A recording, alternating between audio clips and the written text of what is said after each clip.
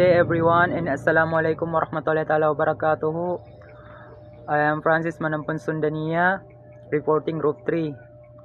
And our topic for today is all about key elements of dynamic training and type of dynamic training exercises. Ang key element of dynamic training, ito ang mga mahalagang bahagi para maging effective ang training. Ang type of dynamic training exercises naman, ito naman ang iba't ibang uri ng galaw o exercises na ginagawa sa dynamic training. So, number 1, key elements of dynamic training. Key elements of dynamic training are the important components or factors that make dynamic training effective and safe to perform. So, class, kapag sinabi natin key elements of dynamic training, ito yung mga mahalagang bagay na kailangan para maging maayos at effective ang training.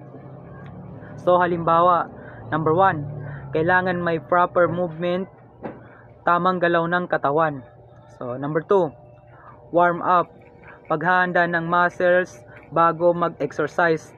Number 3, balance and coordination, control sa galaw ng katawan. And number 4, speed and flexibility, kakayahan ng muscles na gumalaw ng mabilis at flexible. So, kapag nasunod ang mga elements na ito, ay mas magiging safe at effective ang dynamic training. So, ito naman tayo sa type of dynamic training exercises. So, type of dynamic training exercises refers to the different kind of exercises that involve continuous body movement to improve strength, flexibility, and coordination. So, class, ang type of dynamic training exercises naman ay tumutukoy sa iba't ibang klase ng exercises na may kasamang galaw ng katawan. Hindi ito tulad ng static exercises na nakatigil lang.